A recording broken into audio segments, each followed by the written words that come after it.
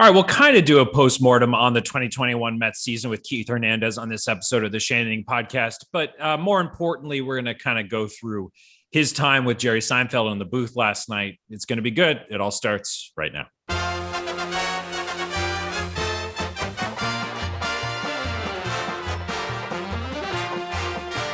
All right, everybody, welcome to the Shea Anything podcast. It's Doug Williams and Keith Hernandez with you on this Thursday afternoon. A reminder to subscribe to the Shea Anything podcast, Apple, Spotify, wherever you're listening. We appreciate it. And Shea Anything is brought to you by Verizon. It's 5G built right for the Mets from the network more people rely on only on Verizon. And another reminder, 6 o'clock, weeknights, baseball night in New York on SNY. Check us out. We have a good time. It's basically this podcast, but in video form.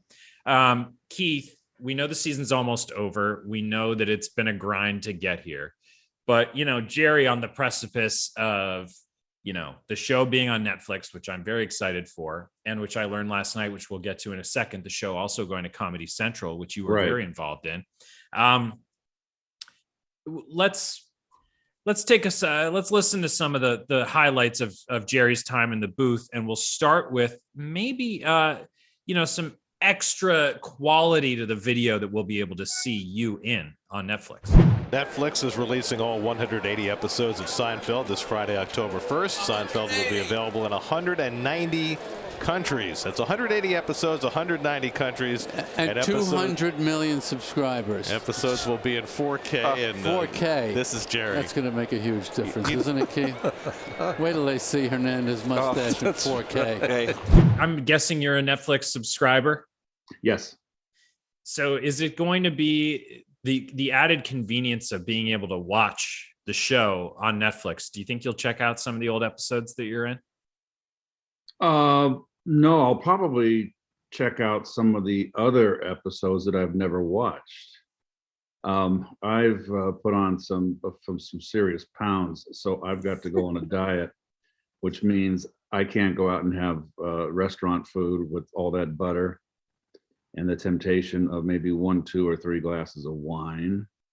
So I've got to lose 15 pounds, and I'm bound and determined to do it because I don't like what I see right now. So, but what does you losing 15 pounds have to do with you watching the episodes that you're in? I'll be home, so I'll binge. Oh, okay. Yep. So I got a lot of shows lined up that I'm going to watch this winter. So the best way for you to avoid putting on the pounds is staying home as opposed to going out and eating restaurant and binge food. Watching shows. Okay. Interesting. That's like the opposite for me. If I'm outside the house, not binge watching shows on my couch, I have a tendency to not put on the pounds. There's one show that went back on. Everything got shut down because of COVID, and one production came back. It's BritBox is the company that you can get. It's all British production, so it's called Line of Duty, and it's about an internals affairs unit in England, and it's fabulous. And they got new episodes up, so that's that'll be number one. All right. Jerry also has clearly been watching the SNY digital clips of the big calls and the big moments in the video of the booth when those happen. Jerry is fascinated by the dynamic and the difference between what you do in those situations and what Gary does in those situations. Right. So let's listen to it. Michael Conforto's assist at the plate. Remember that moment? That's right. Remember, Gary, you stood up and you threw your pen down? Everybody loves when Gary throws the pen down. And for some reason, Keith is writing. While the most exciting play of the year happens, I was on my scorecard. Keith, life is not on the scorecard. It's on the field. I like how you don't get sucked into the big moments. The most important thing to you in those big moments is to write down the play exactly as you see it, correct? Or collect my thoughts on a comment. Gary has to be in the moment. And that was an exciting play. And it was a bad optic. It was a bad visual. It looks like I don't care or I'm upset. And when I saw the picture, I kind of cringed. And but I was writing on the scorecard and thinking, when I was also, my monitor's right in front of me too. So I'm watching and I saw, and it just getting ready to make a comment about it. That's I don't think it's a bad optic at all, actually. And maybe that's because, I'm, closer to you guys and have listened and seen you work a little, I've been on the same IFB listening to you guys do your job in the booth, and your job is to watch the monitor to make sure that you have the play right. And maybe there's a replay so you can make an intelligent comment after Gary's done with his call, because Gary will eventually make his call and lay out. Then it's your job to call the play as you see it or you saw it. And I think it's part of the Gary, Keith, and Ron dynamic. Every time we see those videos, Ronnie's kind of involved, maybe even like touching Gary's arm or like some sort of nonverbal communication. And you're making sure that you write down the scorecard and you look at the monitor. I think it's part of why those videos are so great and do so well on social media. Shout out. Another thing too is, camera 2 is right at the camera where Al is, right below us.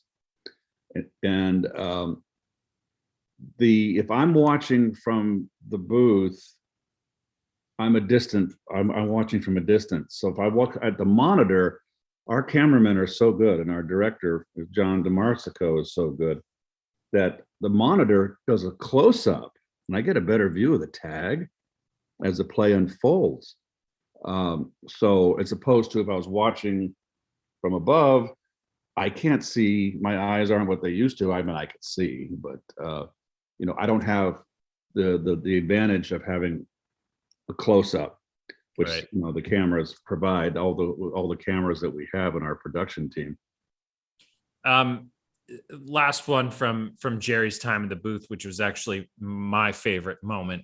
I referenced Comedy Central earlier. Here's why. I did a spot promoting the fact that your show. No, Comedy Central is going to take it too. Yes, I did something for Comedy Central. I did a tape promoting Seinfeld. Well, thank you, Keith. Did you do that gratis? Yes. No, I didn't. No. So you were like, you wanted to say, anything for Jerry, but at the end of the day, there was a little stipend there. Maybe no one works for free. If you're good at something, Keith, never do it for free. So they had a bunch of people back there that were doing a bunch of vignettes promoting Comedy Central with past characters. So it should be very interesting when that hits the tube. Yep. I am looking forward to, just like you. The only difference is I wasn't in Seinfeld, but watching the episodes I haven't seen, because I've probably seen half over the course of my lifetime, but I haven't binged it like I have The Office or like any other show, because it hasn't been as easy. And now that it's going to be easy for people like myself, I think it's going to be a thing in pop culture again, because we all have the ability to watch it in each episode in succession, as opposed to, you're flipping through the channels on cable and you see that Seinfeld's on, you stop. This will be great. You'll be able to see which season was your favorite. And I actually rewatched recently the Seinfeld reunion season of Curb, which in my opinion is the funniest season of television I think I've ever seen, because they bring everybody back, Jason's in it and Jerry, like everybody from the cast is there, and it's just phenomenal television. So I recommend it to anybody who's done the same thing with Curb and hasn't really fully binged it properly. Do that, because if you're a Seinfeld fan, that'll be a treat for you.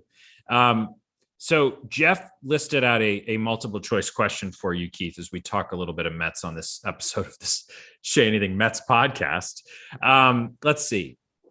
What was the best part of the season for you? Was it A, the Conforto and Baez walk-off? B, Lindor's 3-home run game against the Yankees? C, calling the games from the media dining room? D, doing this podcast? Or E, other? Well, we didn't do the 3-home run game. That was network, I believe. So I did not broadcast that game. God, that's a toughie. I have to put other. Other. Nothing really rings the bell. The best part is Nothing excites me at all for AB. It would be one thing. It would be one thing if you were saying other and you had something top of mind that was actually other, but you're just pleading the fifth. You're just saying like other. Jeff, what are you so Jeff is incensed by something, I can tell. Oh, good. The easy answer was D, doing the podcast. No, it's okay. Look, Keith gave us his honest answer, which is that he didn't particularly enjoy any of those things. Right. So I can tell you what I did enjoy, but we only got a half a season of it, is just about every game DeGrom threw. That's a good one. That would be the other. Yep, there's your other. Took you a couple minutes to think of it, but it's there.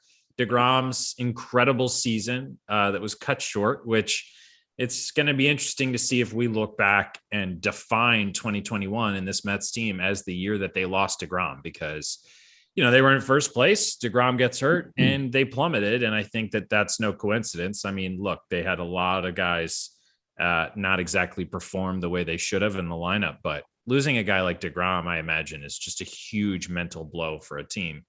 Losing your North Star, the guy who leads you in the right direction, can't be easy. Once again, you're listening to the Shea Anything podcast. It's brought to you by Verizon. It's 5G built right for the Mets from the network more people rely only on Verizon. What do you think of seeing Noah Syndergaard pitch, Keith? How important did you think that was for him? And, just generally for the decision they have to make this offseason? Well, I think it was good to run him out there. I mean, Ronnie could probably speak to that better than me. It's got to feel good that he went out there. What I liked about the start, the inning, was that he threw strikes. So he threw 10 pitches, 6 fastballs, 4 changeups. He said he wasn't going to throw his slider, so he was told by the medical staff not to do that. So much for all this talk about more stress on the arm throwing the fastball than the slider. Well, if that was the case, then he wouldn't have thrown the fastball. I thought that was kind of a paradox there a little. But anyway, his changeup was great. And he didn't have the velocity in his fastball, and he threw mainly sinkers. He had a little sink. He didn't throw the 4-seamer, which means he just didn't want to unload, and he shouldn't. He was told to go 75, 80%. It's his first time he's been on the mound in a while. So I thought it was very positive. And I see in the paper today that he's going to pitch in Atlanta. So great. Yeah, it sounds like Friday or Saturday for him. We keep talking over the fact that, it's really, or I do at least, it's really a great thing to see him back on the mound again. I mean, 2 years is a long time to be getting over a serious injury and a serious surgery. And, it's just a great accomplishment to be back on the mound. And so you could tell in his post-game comments how much it meant to him to pitch again, to be on the Citi Field mound. He was also honest about the fact that he wants to remain a Met, that he thinks that his side and the Mets are going to be able to come to an agreement. Now, whether or not that was a good strategy is interesting to think about, because a lot of times players will be coy. Their agents will say, don't give away what you want to do. Don't say, yeah, I want to be a Met. Say, we'll see.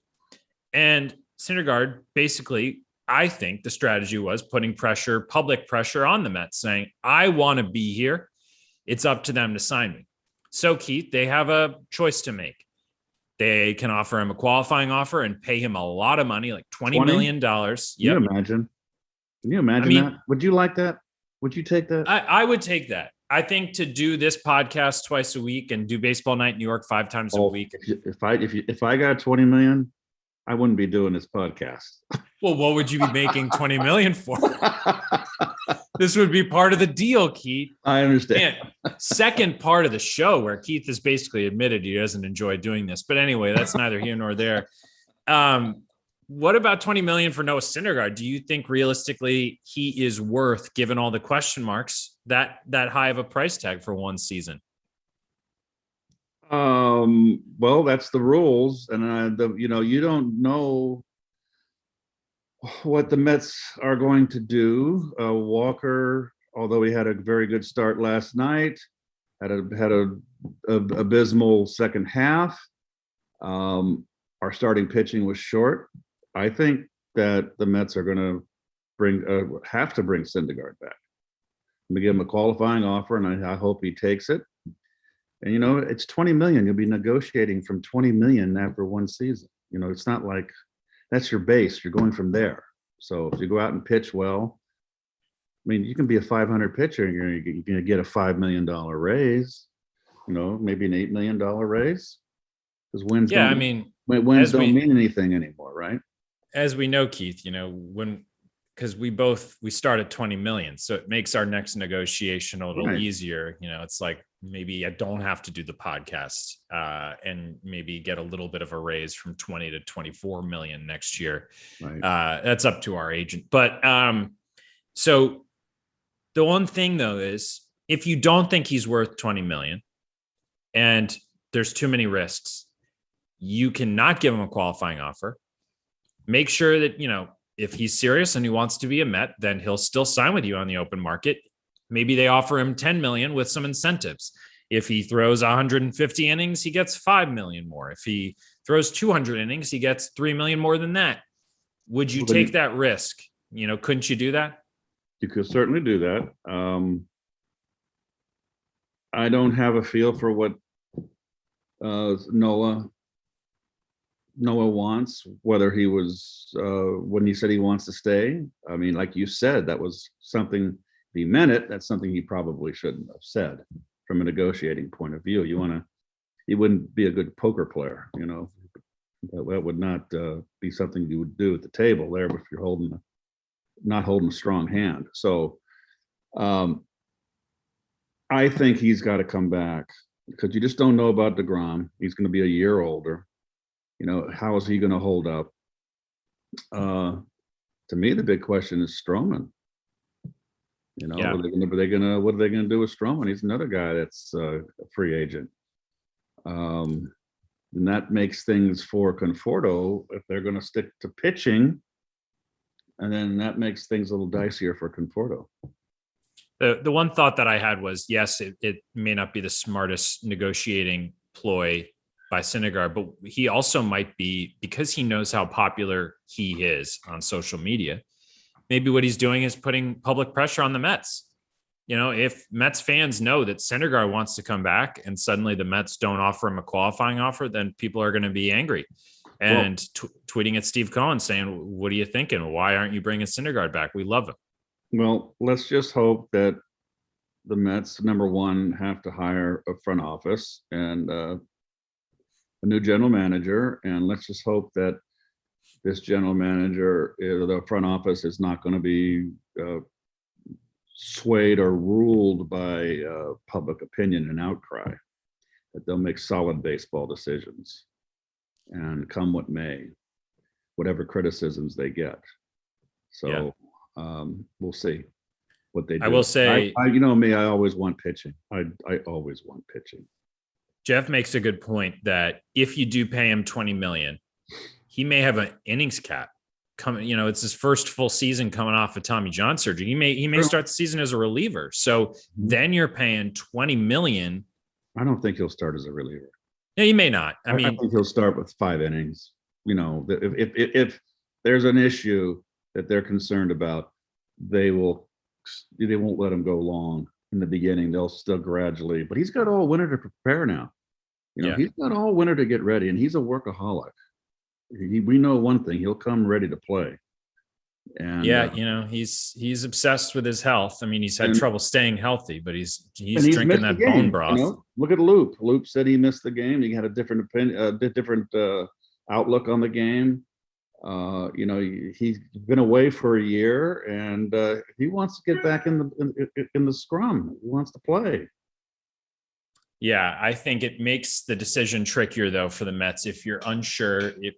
If you picture yourself letting him go 200 innings, then yeah, sure, give him 20 million. But if you think to yourselves, okay, our performance staff will want him capped at 150, and why would we pay somebody 20 million to cap him? Then I understand it. Take your chance on the open market, give him some incentives. I think that's probably the smart business decision. Just like the smart business decision with Lindor was to let him remain a free agent and, use his motivation to your benefit and revisit it. But public outcry would have been tough to handle. And sometimes those things creep into decision making when they probably shouldn't, even if it feels like they should. They're going to have to get someone, a general manager, quickly. Yes. To be the head, and there's decisions to be made, big decisions. This is the first full year with Mr. Cohn seeing the ball club. We don't know what his reaction is, what he's telling them, what he doesn't like, what he does like. They have to get someone that's going to make the decisions on personnel to build and to make this new team for next year, the new roster. It's got to be the first priority, and get after it. Do you see Sandy said yesterday that they plan on making a decision on Rojas and the coaching staff before they hire that president of baseball operations? I thought that was interesting. Yeah, they'll make a decision one way or the other real quickly. I think it's only fair. I mean, I don't know what their choice is going to be. Are they going to get rid of the whole crew? Are they going to keep the whole crew? Are they going to keep this person and that, or we'll get rid of that person? But it's only fair if you're going to unload people that you give them a chance to go out all winter and try to get a new job somewhere else in a new organization. So it's only fair to do that.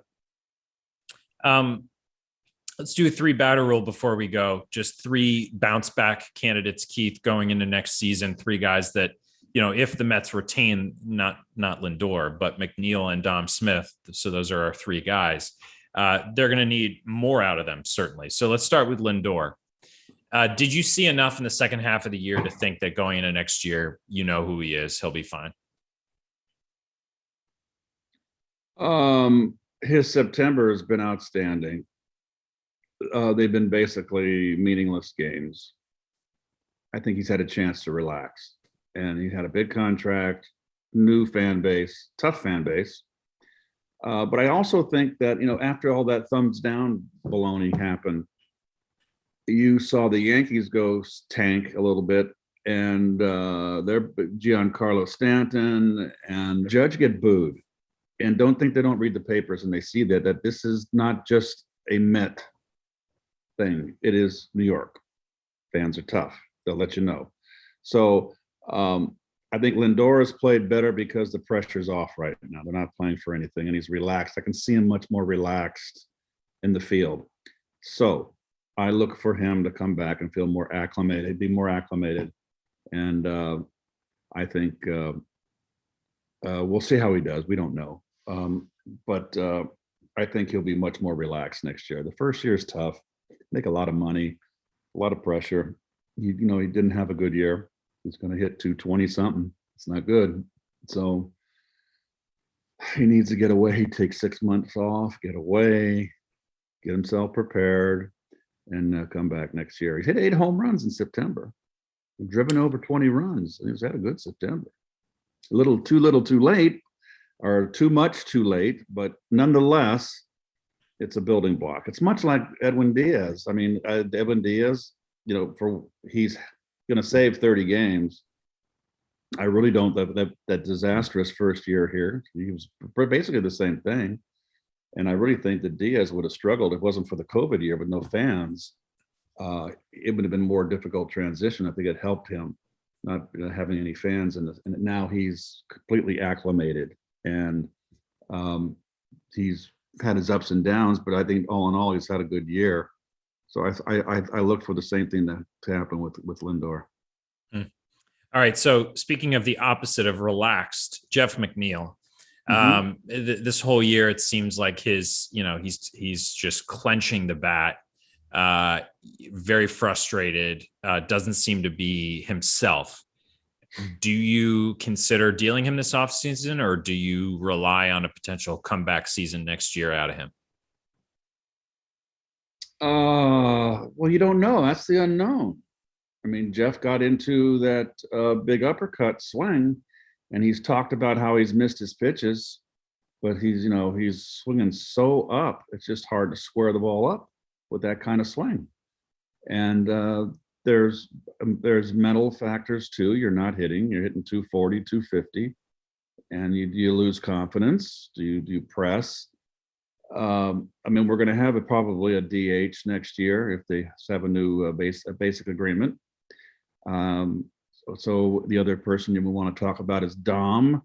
So if that's the case, then Dom can go to first base, and Pete becomes your DH. So that helps Dom as far as Dom's status is staying.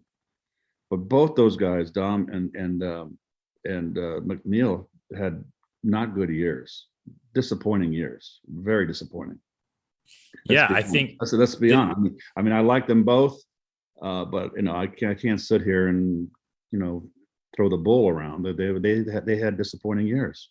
Yeah, they underperformed. I mean, but it's not just them. Conforto underperformed, McCann underperformed, Lindor underperformed. And again, to my question earlier, I wonder if we're going to look at this year as the year that got away with DeGrom getting hurt, or the year that, this young core was exposed as being not what it was kind of hyped up to be. Well, it's the great unknown. You're right. It's the great unknown. You just don't know. You're only as good as your last season. Okay, you're only as good as your last game. And when you start evaluating, okay, I was at one point where I had my breakout year in 77. I hit 291. I hit 15 home runs, drove in 91 runs. In 1978, I hit 255. And I hit 218 in the second half of the season. Don't ask me why. And then I go into 79, and it's a big question mark. Well, the Cardinals had to go, well, which one's Keith? The 77 or the 78? And I wind up being, the MVP and the batting champ. It's the great unknown. And I think that both Dom and McNeil are in that position right now that I was in when I was younger. So that would lead you to think that betting on them, bringing them back, believing in them is the right strategy. Mm-hmm. It's not my decision. I don't know.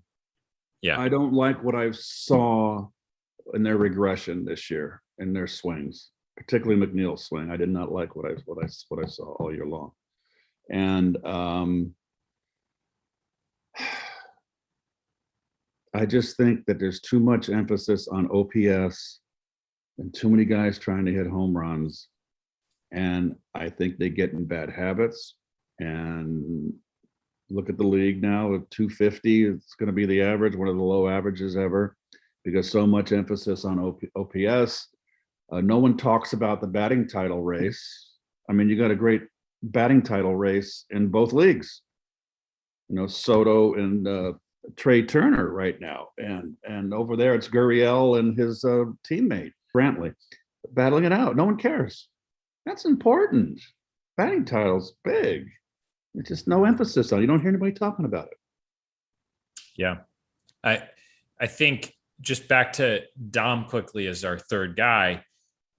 You were talking to Jerry about this last night, because Jerry was talking about Pete Alonso and how much he's enjoyed watching him kind of improve defensively at first, and how, you both don't like the DH, but you view Dom Smith as the everyday first baseman moving forward. And I tend to agree. I think of the two, of Dom and McNeil, the more sure thing of two question marks is Dom. Give him a shot at first base every day, his natural position, hope that he bounces back. Maybe he's somewhere in between, to the point that you made about you. Who is Keith? Who is Dom? Is he the shortened season 2020 guy? Is he the struggling left fielder in 2021? I think he's probably somewhere in between. But if he plays, if you can imagine Keith being as good defensively at first base as he is, as you were, suddenly you're a left fielder every day. Maybe giving him some normalcy next year could help. I would be inclined to agree. I thought Dom handled it well, but it's hard to evaluate players on a 60-game schedule, which was, the pandemic year 2 years ago. And now we've had a full season. It's 162. It's not 60. There's 100 games they didn't play. And water seeks its level. Cream comes to the top. And you are what you are. And that's why everybody says the season's too long. I disagree. That's the beauty of baseball, because it's a long haul, and the real players are the ones that come up on top. So we'll see. Reminder, subscribe to the Shea Anything podcast, Apple, Spotify, wherever you're listening. We appreciate it. And Shea Anything is brought to you by Verizon. It's 5G built right for the Mets from the network. More people rely only on Verizon. Keith, enjoy the last few games of the season. Thanks as always for doing this, even though it wasn't on your multiple choice highlights of the season. But we appreciate having you. Our listeners do too. So thank you. We'll talk to you soon. Yes, I'll be available all winter. I'm down in Florida. I'm at Jeff's beck and call. Thanks for listening, everybody. We'll talk to you next week.